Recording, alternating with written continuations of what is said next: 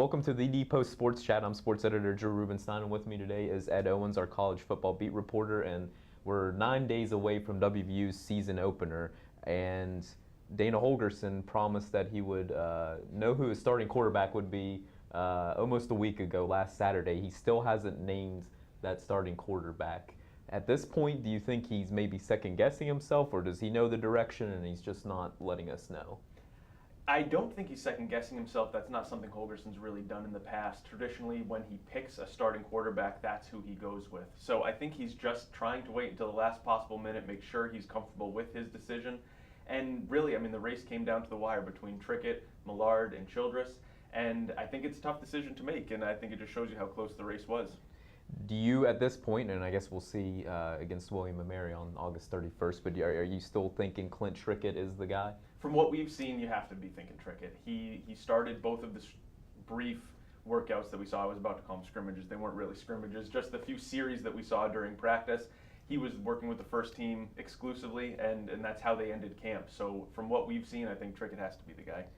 Regardless of who it is, Dana Holgorsen did have an interesting comment in one of his press conferences about the Big 12's not lacking star power. It's just that nobody really knows who they are at this point, and said that, hey, the same could be said about his team at this point, and obviously that's clear. It starts with the quarterback position, but it kind of goes everywhere. Dana's offenses have kind of, they've set the stage at certain offensive milestones, I guess, that they reach every season in terms of passing yards and receiving yards. He always has a quarterback that's up in the upper echelon of the Division I passers. He always has a receiver over the 1,000-yard marker. So let's kind of look at WVU's roster. Obviously, Geno Smith, Tavon Austin, Stedman Bailey are gone. There's quite a few junior college players that are into the mix. Two guys that everybody seems to be talking about that you think are going to make a big impact this season. Who would they be? I think from the new guys that are coming in to make an impact, you have to be looking at Kevin White, junior college wide receiver. He's come in, he was working with the first team throughout camp, really made a good impression, strong impression early on, and somebody that the receivers, coaches, and the receivers themselves were talking about a lot. Somebody else I think would be Charles Sims, running back out of Houston. He worked with Dana as a freshman. Dana recruited him to Houston, and they had good success there. Sims' best year was under Holgorsen. Now Dana brought him here to West Virginia, and I think they're looking for more of the same. And I think Charles, of probably even the two, it seems like he is the one that the coaches just gush about.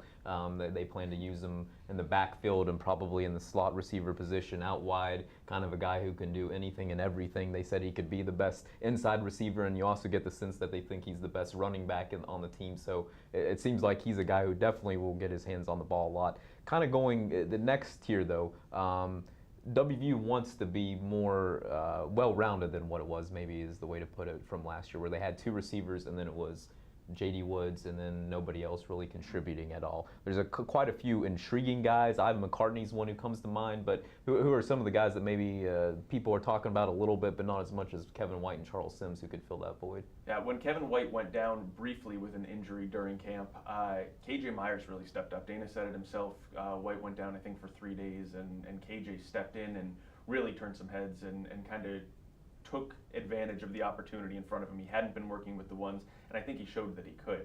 You mentioned Ivan McCartney. Obviously, he missed the end of last season. He wasn't around. He left the team for personal reasons. He came back now, and he's one of the guys who has experience in this offense and really can kind of come back and take advantage of that too.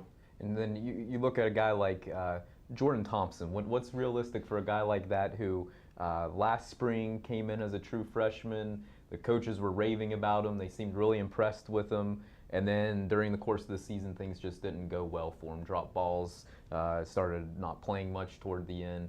He comes back this spring, has another great spring game, but literally the coaches won't say two words about this guy. Yeah, and I don't think they will. Shannon Dawson said he won't even mention Jordan Thompson until he finds the end zone in an actual game. So I think that kind of shows the standard that they're holding Jordan to this year. I think he can do it. He showed it in camp. He earned the starting spot coming out of camp last year. He showed it in the spring game where he was the leading receiver again. He's got the skills to do it. I think they're just trying to use this as motivation to kind of give him that push in the direction they want him to go. Mario Alford and Ronald Carswell are two other guys that we've discussed that could fill in one of those voids at inside receiver, and those are certainly guys that emerged during fall camp and guys that were kind of on the radar screen going into fall camp. But what about kind of looking at somebody that maybe hasn't gotten really any attention throughout fall camp, somebody who's maybe waiting there and that you think could really bust on the scene this year? I think for a breakout this year, for someone no one has mentioned, it's got to be Dustin Garrison for me. The running back position is loaded right now. You've got Dreamus Smith, you've got Charles Sims, you've got Garrison, you've got Bowie, you've got Wendell Smallwood. It's really loaded. But Garrison is fully back, I think, from his ACL injury, which took him out at the end of the 2011 season. He played injured last year, admitted it. He looked great in the spring. He looked even better in camp. I think Garrison's back and ready to go. So it sounds like you think history will repeat itself and that the 1,000-yard receiver, 4,000-yard passer will again emerge at WVU this season under Holgorsen? One way or another. They've always found him in the past. I think they'll be able to do it again. All right, Ed, thanks for joining us. Please continue to check TheDPost.com for the latest sports videos. Thanks for joining us.